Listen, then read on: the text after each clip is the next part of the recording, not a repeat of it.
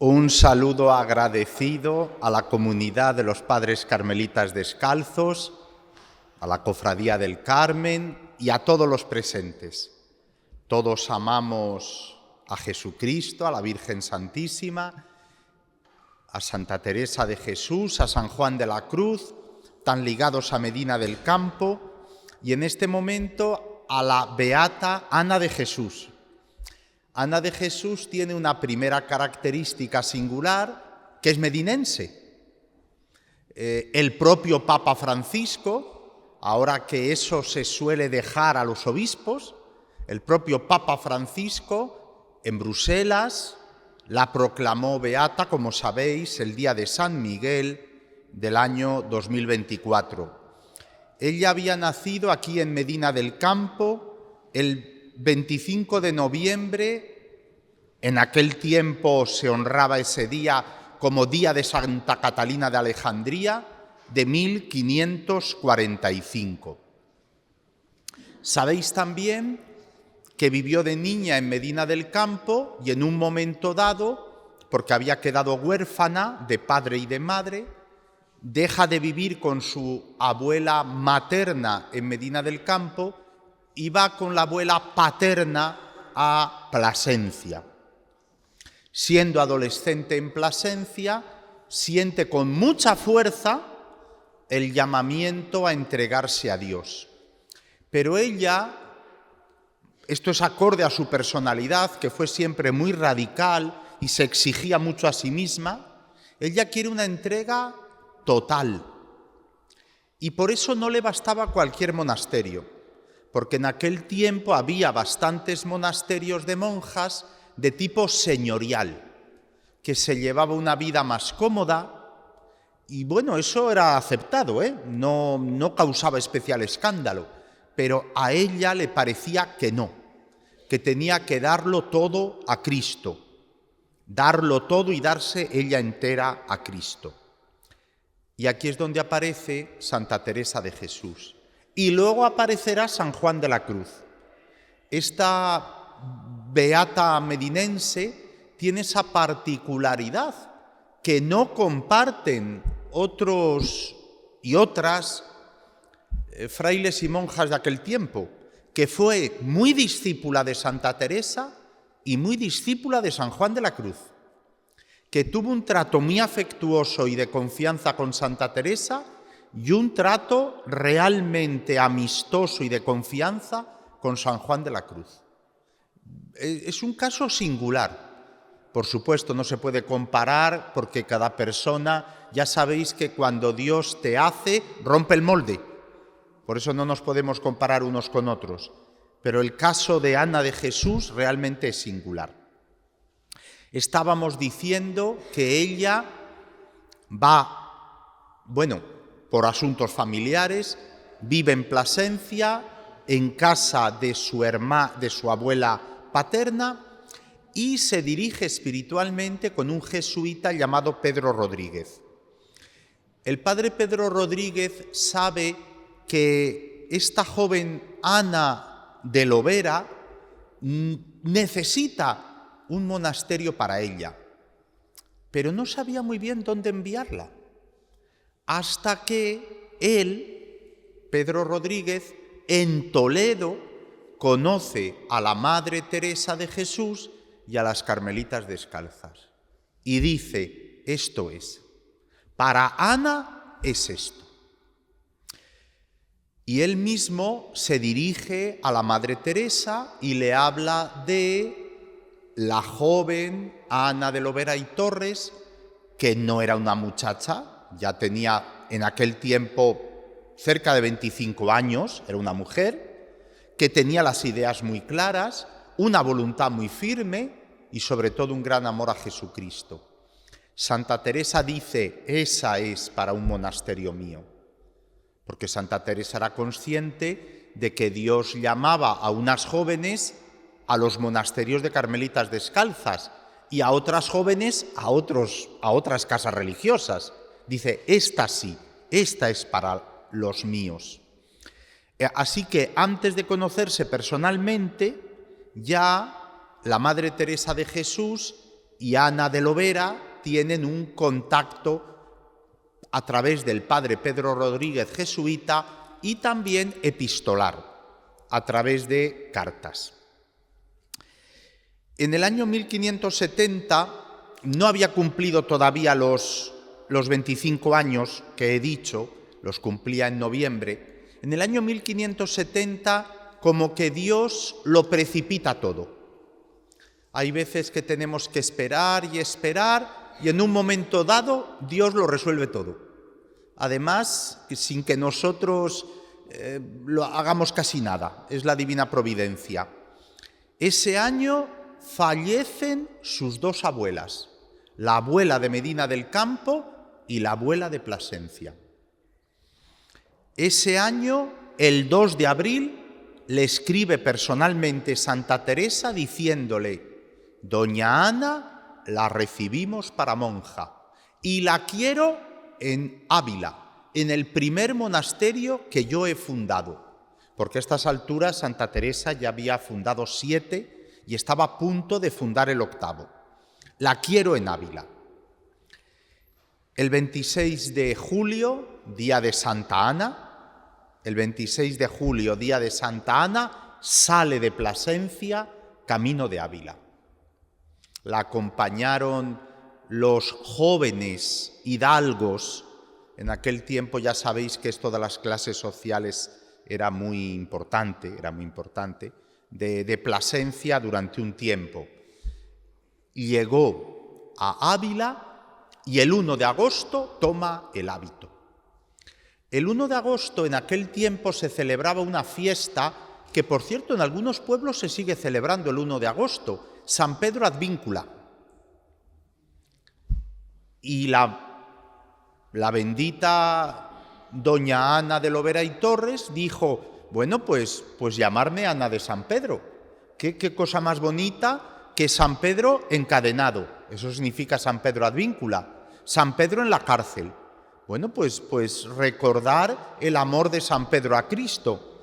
Pero, ¡ay Dios!, había escrito la Madre Teresa de Jesús que la joven Ana de Lovera se llamara Ana de Jesús. No estaba en ese momento en Ávila Santa Teresa, pero dejó escrito que no, Ana de San Pedro no, Ana de Jesús. Le escogió el nombre religioso y Ana de Jesús comienza a ser monja. Comienza a ser novicia. La Madre Teresa pronto llega a Ávila, se conocen y hay una corriente entre ellas de afinidad. Esto va más allá de la amistad, ¿eh? Es como, por ejemplo, si hay una persona que quizá no es tan amigo tuyo o tan amiga tuya, pero si hay que colaborar, dices, esta persona. O sea, es una afinidad a la hora de entregarse a Cristo y de vivir la vida religiosa. Ya digo, más allá que la mera amistad. La Madre Teresa enseguida dice: esta joven Ana la quiero para la fundación de Salamanca, porque estaba Teresa de Jesús preparando la fundación de Salamanca. Y aquí quiero decir que la fundación de Salamanca se hacía en precario, en una casa alquilada, una casa que además era un piso de estudiantes. Por cierto, se conserva en Salamanca, en la calle Crespo Rascón, se puede visitar la casa de Santa Teresa.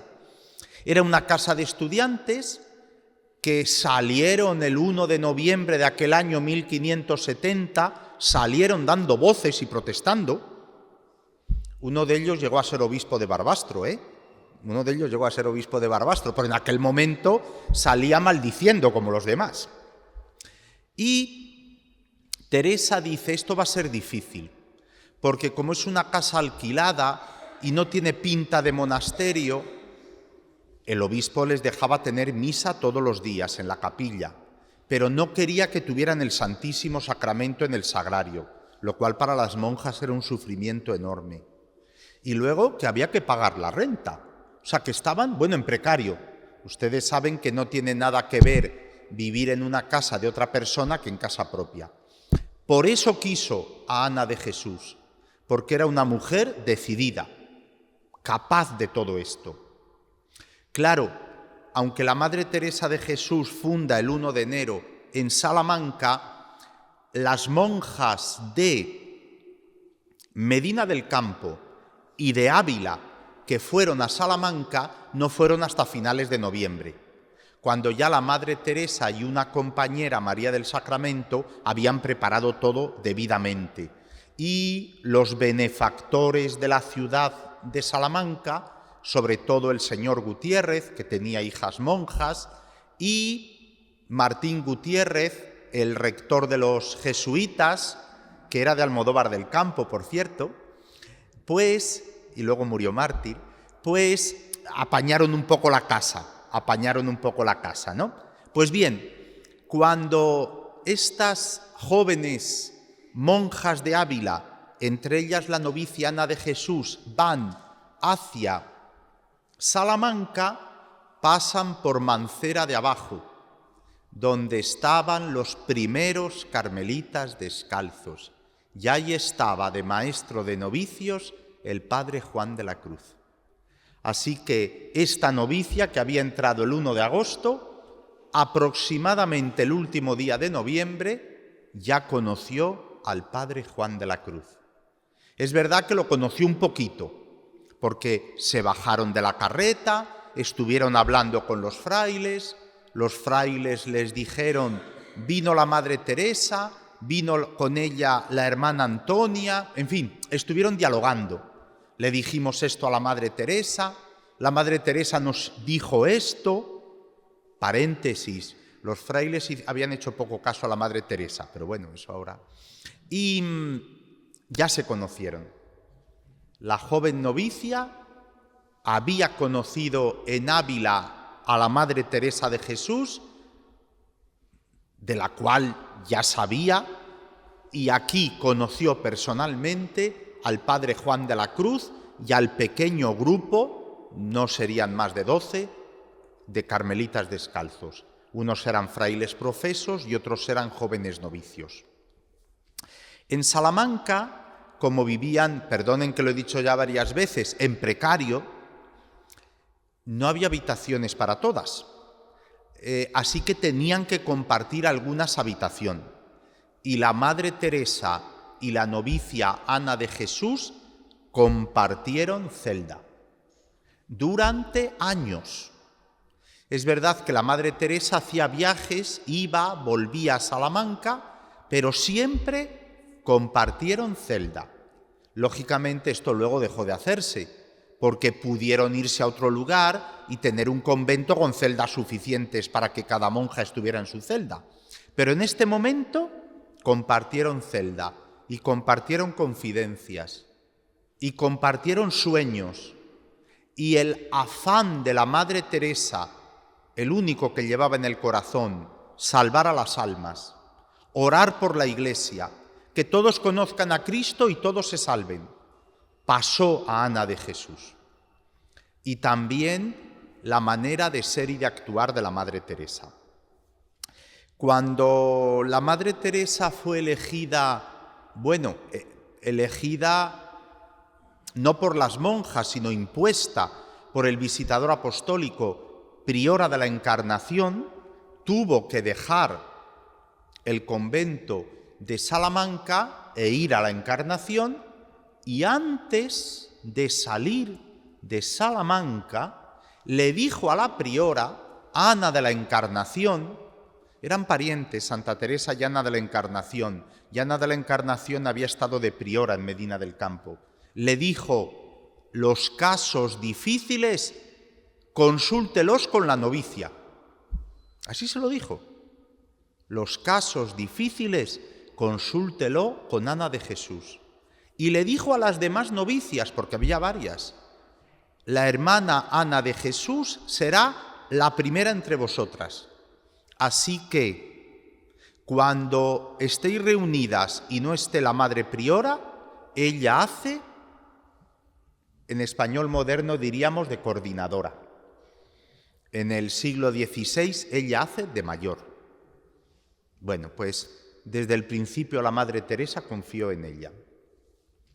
Estando Santa Teresa de priora de la Encarnación de Ávila, pudo, al cabo de un tiempo, cuando ordenó ese monasterio de la Encarnación, cuando quedó de confesor y capellán el padre Juan de la Cruz, pudo regresar a Salamanca para buscar una casa nueva. Era ya el año 1573. Volvió a compartir celda, porque estuvo varios meses en Salamanca, aunque era priora de la Encarnación. Volvió a compartir celda con Ana de Jesús y volvieron a compartir confidencias. Y la Madre Teresa en Ana de Jesús encontraba no solo una amiga, que ya tenía muchas, sino alguien que sentía y vibraba con el mismo impulso y, bueno, de alguna manera la estaba preparando para el día de mañana. Y el día de mañana llegó muy pronto, porque en el año 1574, cuando acabó Santa Teresa de ser priora de la Encarnación de Ávila, acabó en octubre de 1574, el horizonte era ir a fundar a Beas de Segura, provincia de Jaén, y a Caravaca de la Cruz, provincia de Murcia. En aquel tiempo, ir hasta allá, desde Castilla, era algo como muy difícil. No solo por la logística, había que contratar los carros, las mulas y los muleros. Había que organizar, llevar por lo menos 10 monjas, o quizá alguna más. Había que escoger prioras, y que estaba aquello muy lejos. Ahora no nos hace... Bueno, aprovecho para decir que Beas de Segura, que es un lugar muy bonito, y Caravaca de la Cruz, que es un lugar jubilar, un lugar de peregrinación, siguen estando bastante aislados, Siguen estando bastante aislados. Pero en aquel tiempo era mucho más. Por eso la Madre Teresa dice, tengo que llevar 2 prioras de mucha calidad, porque no pueden estar continuamente escribiendo cartas a Castilla. No solo porque eso costaba bastante dinero, el correo, sino también porque es que no daba tiempo, porque tardaban días y días en llegar las cartas. Y escogió a Ana de Jesús para Beas de Segura y a María de San José, que era una monja profesa de Malagón, para Caravaca de la Cruz. Aprovecho para decir que luego María de San José no fue a Caravaca, sino a Sevilla, pero bueno, eso fue algo añadido que vino después. Ana de Jesús, fíjense, todavía joven, tiene 29 años, va con esta comitiva hasta Andalucía, va hasta Beas de Segura. Llegan a Beas de Segura el 18 de febrero de 1575 y el 24 de febrero, que en aquel tiempo era el día de San Matías, inauguran el monasterio. Y la Madre Ana de Jesús queda de superiora. Se hizo una votación, bueno, todo el mundo, como la Madre Teresa había dicho que iba a ser la priora, todas las monjas votaron, ¿me entienden? Pero se hizo votación, o sea, se hizo todo formal, con todas las formalidades. Además, allí tenían un convento suficiente, tenían capilla propia, tenían el Santísimo Sacramento en la capilla y tenían, porque el convento estaba y está pegado a la iglesia parroquial, tenían un coro, una tribuna que daba a la iglesia parroquial. Así que bueno, pues estaban bien, la verdad, pero muy lejos, como digo. Y ahí comienza a ser priora Ana de Jesús y ejerce como priora, aunque la Madre Teresa estuvo hasta el 18 de mayo, que marchó a Sevilla.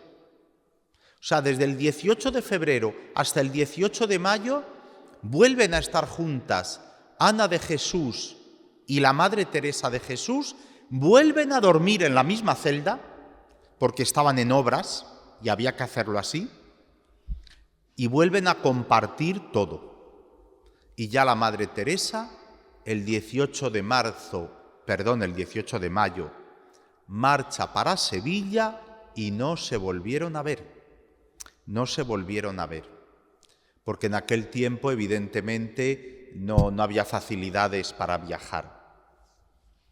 Ese bendito 18 de mayo de 1575, la Madre Teresa se quita la capa blanca de las procesiones y de las vísperas y de la misa. La capa blanca, bueno, las carmelitas descalzas lo han visto, se la ponen todos los días en misa. Se quita la capa blanca y se la da a Ana de Jesús. Lógicamente, Ana de Jesús le dio la suya, porque la Madre Teresa necesitaba una capa blanca. Claro, se acuerdan todos, como el profeta Elías, que le dejó la capa al profeta Eliseo. Esto lo vieron así no solo Santa Teresa, la Beata Ana, sino todas las monjas, que eran bastantes, había como 10, que estaban presentes. La Madre Teresa le ha dado a la Madre Ana, la capa blanca, como el profeta Elías al profeta Eliseo. Le dejó su espíritu. Y fue la verdad. La Beata Ana de Jesús, en 1597, escribió un largo escrito, que conservamos, gracias a Dios, sobre vida, virtudes y milagros de Santa Teresa. La llama Santa Teresa, aunque Santa Teresa no estaba ni beatificada, pero la llama así. Y dice, entre otras cosas, la Madre Teresa de Jesús, desde que nos dejamos de ver hasta que murió, que pasaron 7 años, me escribía muy a menudo. E incluso me escribió la última semana antes de morir. No conservamos ese carteo. Es curioso, conservamos el de Sevilla, por ejemplo, a María de San José, que también era abundante. El de Ana de Jesús no lo conservamos, pero es normal, porque Ana de Jesús tuvo muchas vicisitudes.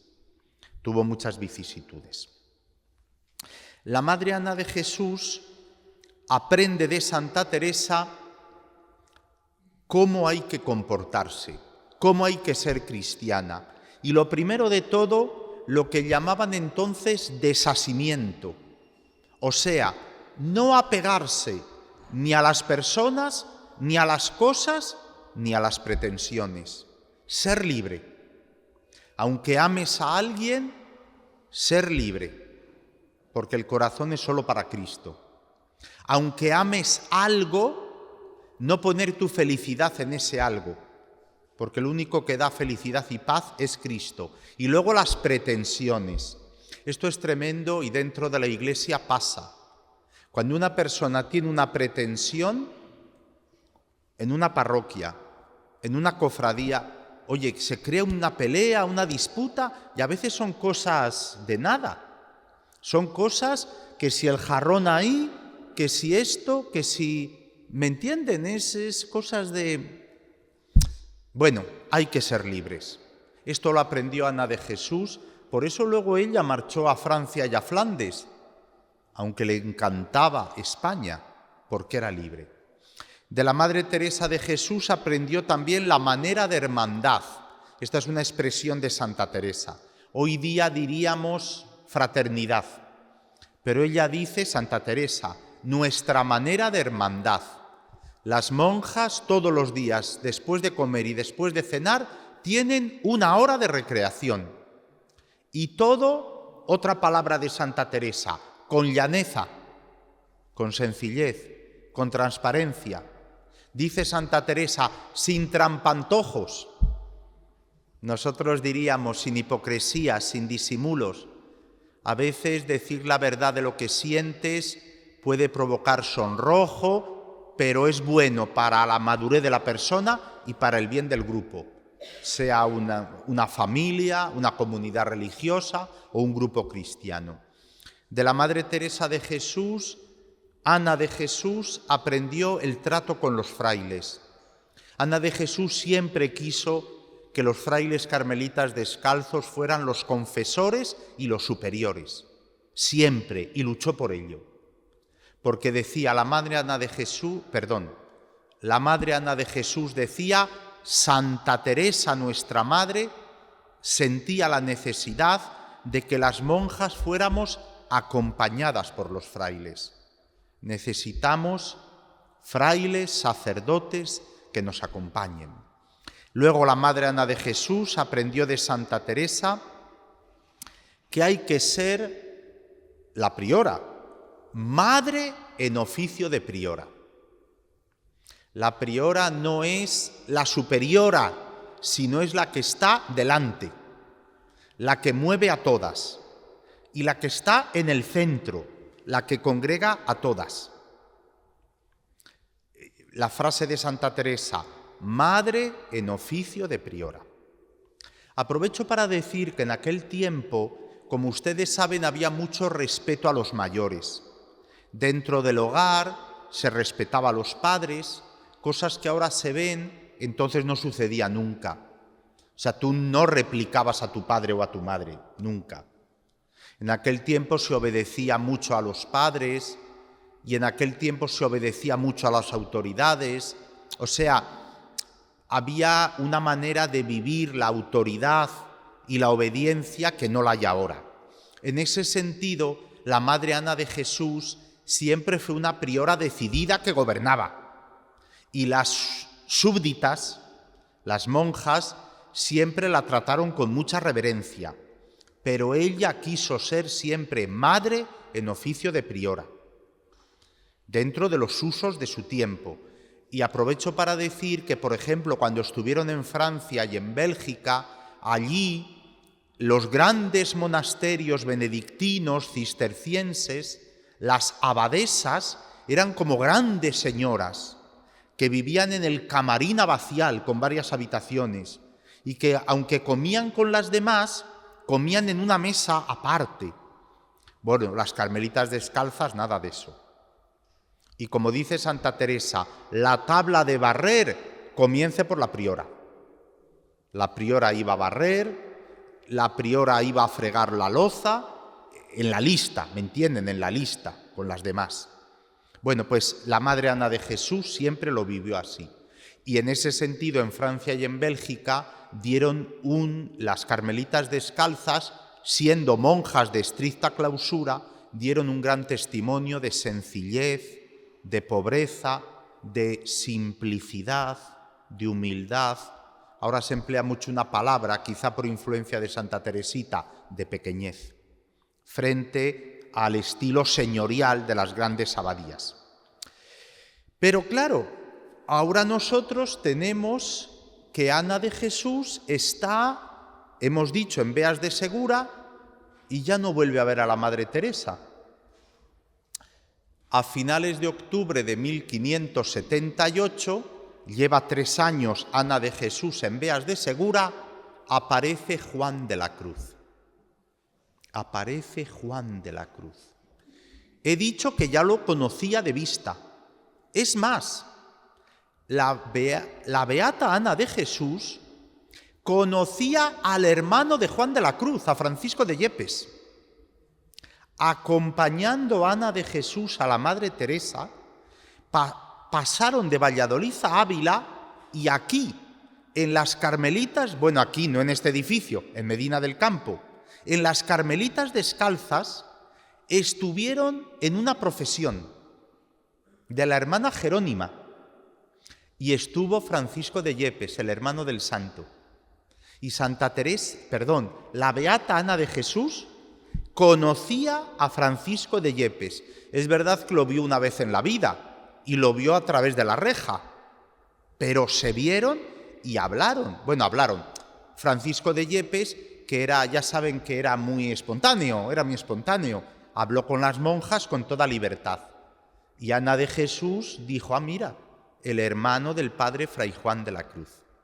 De hecho, hay cartas desde Bruselas a la priora de Medina del Campo, a la madre, no me acuerdo del nombre, pero bueno, da igual, Elvira de San Ángelo, donde le pregunta: ¿y vive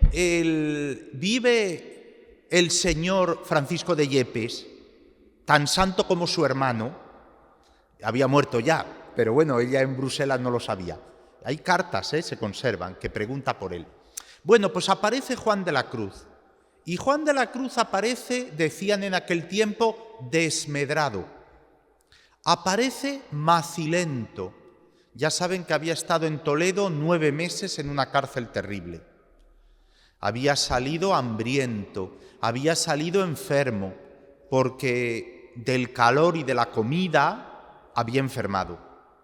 De hecho, estuvo en el hospital de Santa Cruz, que ahora es Museo de Santa Cruz en Toledo. Llega allí, a Beas de Segura. Le hacen un gran recibimiento y el padre Juan de la Cruz sigue camino a un convento de frailes carmelitas descalzos llamado El Calvario, que estaba muy cerca. Bueno, yo he ido andando desde Beas de Segura hasta El Calvario. Creo que andando son como 4 horas o así. Es una sierra, porque Beas de Segura es muy fragoso todo. Pues bien, Juan de la Cruz, que llega de prior, todas las semanas venía a confesar a las monjas de Beas de Segura. Por cierto, se conserva en Beas de Segura la casa donde Juan de la Cruz se hospedaba enfrente del monasterio cuando iba a confesarlas. Y aquí se crea una gran conexión espiritual. Es verdad que la conexión espiritual fue de Juan de la Cruz con todas las monjas de Beas, pero particularmente con la Madre Ana de Jesús. Les escribe pequeños billetes dándoles consejos, y esos están ahora todos en las obras de San Juan de la Cruz, dichos de luz y amor. Dichos de luz y amor, porque luego los fueron recopilando. Él mismo los recopiló en un cuaderno de su puño y letra que se conserva, y las demás monjas los iban anotando. Para ellas componía en un papelito el monte de la perfección, con instrucciones, y se lo explicaba, y le dio uno a cada una. Y de ahí salió un libro, Subida del Monte Carmelo. El padre Juan de la Cruz, al cabo de unos meses, es destinado a Baeza. Baeza era ciudad universitaria en aquel tiempo, para que funde un convento para los jóvenes frailes estudiantes. Desde Baeza, de vez en cuando, ya no todas las semanas, se acercaba a Beas de Segura a confesar a las monjas. El padre Juan de la Cruz, y aquí fue obra de los dos, es destinado por el superior, se llamaba Diego de la Trinidad, para que acompañe a las monjas de Beas a la fundación de Granada. Granada era una ciudad muy grande, era en aquel tiempo más grande que Valladolid. También tenía Real Chancillería, bueno, de hecho solo había 2, la de Valladolid y la de Granada. Tenía universidad, no tenía tantos monasterios como en Castilla la Vieja, que estaba lleno, allí había pocos, y quieren fundar monjas, carmelitas descalzas. El padre Juan de la Cruz viene hasta Ávila y la madre Teresa le dice que ella no puede ir, que ella ya tiene apalabrado ir a Burgos. De hecho, esta conversación fue el 29 de noviembre y salió para Burgos el 2 de enero. O sea que iba todo muy en serio. Pero le dio monjas. De hecho, una de las monjas que fue, y dice Santa Teresa que iba muy contenta, era la Madre María de Cristo, que acababa de ser priora de San José. O sea que me envió monjas de categoría, ¿no? El padre Juan de la Cruz llega con estas monjas de Castilla a Beas de Segura y ya todo lo prepara con la Madre Ana de Jesús, que va de fundadora a Granada. La fundación de Granada fue muy compleja porque tuvieron que meterse en casa de una bienhechora. Se repitió lo que pasó en Medina del Campo. En Medina del Campo viene Santa Teresa de Jesús a fundar e iba a entrar en una casa de alquiler en la plaza de San Agustín. Pero la noche anterior, en Arévalo, se entera de que la dueña de la casa dice que no es. Y tuvieron que meterse en donde están ahora las monjas, que era una casa derruida, y fundar muy, muy pobremente. Eso sí, aquí en Medina del Campo, los padres jesuitas, que estaban en la iglesia que ahora es Santiago, los padres carmelitas, que estaban en Santa Ana, en la Plaza del Carmen, y muchos bienhechores ayudaron. Pues en Granada pasó lo mismo. Según llegan la noche anterior, que no nos dan casa de alquiler, que se han echado atrás, y que el arzobispo no tiene claro si lo va a permitir. Bueno, Dios lo arregla todo, ya lo saben. Cayó un rayo en el palacio del arzobispo, y Juan Méndez de Salvatierra del Rayo quedó enfermo y tuvo que meterse. Bueno, cuidado, que el rayo se quemó la biblioteca y murieron, creo que 2 mulas de la cuadra. O sea, ¿me entienden? Lo del rayo fue... Antes, ¿verdad? De los rayos morían muchos animales, porque yo en mi pueblo he conocido casos. O sea, lo del rayo fue serio, ¿eh? Así que el arzobispo, cuando llegaron las monjas, digo, no, que sigan, sí, quita, déjalo, ya sé. Y doña Ana de Peñalosa las recibió en su casa. Entraron, eso sí, a las 3 de la madrugada para no llamar la atención en la ciudad de Granada, pero a la mañana siguiente ya tuvieron misa. Como estaban en casa de doña Ana de Peñalosa, los frailes de Granada les traían pan y les traían pescado. Y el padre Juan de la Cruz fue elegido, bueno, ya estaba elegido, pero no había tomado posesión, prior de los Carmelitas Descalzos de Granada. Entonces el padre Juan de la Cruz fue fundamental aquí en Granada para Ana de Jesús, lo primero para la manutención de las monjas y para conseguir la casa.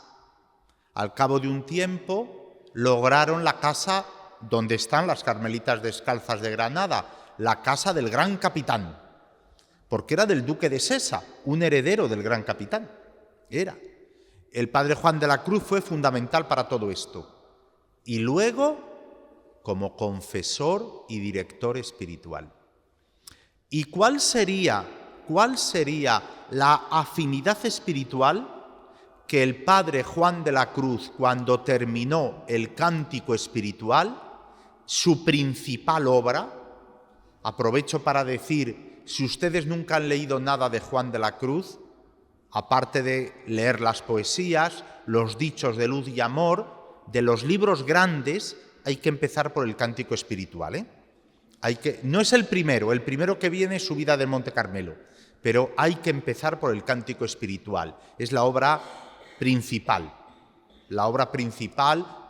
en sentido espiritual y pedagógico. Bueno, pues el cántico espiritual está dedicado a la Madre Ana de Jesús. Y dice, vuestra reverencia no conoce la teología escolástica, pero vive la teología mística, en la cual no solo se conocen, sino que se saborean los misterios de Dios. Una dedicatoria preciosa. Pasan los años, sigue el padre Juan de la Cruz en Granada de prior de los Carmelitas Descalzos. Qué suerte los que le tenían de prior. Y la Madre Ana de Jesús es elegida para la fundación de Madrid, porque en Madrid no había monjas carmelitas descalzas. Cuando Santa Teresa de Jesús muere en Alba de Tormes, iba camino de Madrid. Iba un camino largo, ¿me entienden? Porque tenía que pasar por Ávila, pero iba camino de Madrid. Entonces, la Madre Ana de Jesús, con monjas de Granada, con monjas de Malagón, con monjas de Toledo, va a Madrid. Y las últimas etapas le acompañó el padre Juan de la Cruz. Por eso, las Carmelitas Descalzas del monasterio de Santa Ana de Madrid, ese monasterio se llama Santa Ana porque lo pidió así Felipe II, en recuerdo de su esposa, la reina Ana, que había muerto en una pandemia. En 1580, cuando murió aquí en Medina del Campo, la madre de San Juan de la Cruz, murió también la reina por las mismas fechas, y es que hubo una pandemia como la de ahora. Y entonces el monasterio en recuerdo de la reina se llamó Santa Ana. Y Juan de la Cruz está ahí acompañando a la Madre Ana de Jesús. Voy terminando. Vemos una historia curiosísima. La Madre Ana de Jesús, sus primeros años de vida religiosa, con afinidad y compañía de Santa Teresa. Sus años maduros de priora, con afinidad y compañía de San Juan de la Cruz. Luego le tocó muchas dificultades. La mandaron de mala manera a Salamanca, donde ella había profesado. Luego, como saben, fue de fundadora a Francia, donde tuvo grandes dificultades. Y luego de fundadora a Bélgica, donde fundó 3 monasterios y murió en Bruselas. Por cierto, la Madre Ana de Jesús, los últimos años debió tener Parkinson. Digo debió porque, claro, no hay un dictamen de la época, pero se le caían las cosas. O sea que debió ser Parkinson lo que tenía. Pues bien, la Madre Ana de Jesús fue fiel a la enseñanza de Santa Teresa y a la enseñanza de San Juan de la Cruz, y se la comunicó a las jóvenes novicias, que fueron muchas, de Francia y de Bélgica. La Madre Ana de Jesús, tanto en Francia como en Bélgica, sobre todo en Bélgica, publicó las obras de Santa Teresa en las lenguas de allí, las de San Juan de la Cruz, pero también en español. Las fundaciones se publicaron por primera vez en 1610, en español en Bruselas. El Cántico Espiritual de San Juan de la Cruz se publicó antes en Bruselas y en París que en España. Y publicó en francés también obras de Santa Teresa y San Juan de la Cruz. Por supuesto, tradujo las constituciones de Santa Teresa al francés y de Santa Teresa encargó un precioso, en 1613, no estaba beatificada todavía, un conjunto de grabados. O sea, tú comprabas una carpeta con grabados y en esos grabados venía una escena muy bonita y la explicación. Era el Internet de la época, porque esos grabados se difundían por toda Europa. Y ella encargaba continuamente estampas de San Juan de la Cruz. Termino porque la relación no solo de ella, sino también de la otra beata, Ana de San Bartolomé, con Medina del Campo fue muy fuerte.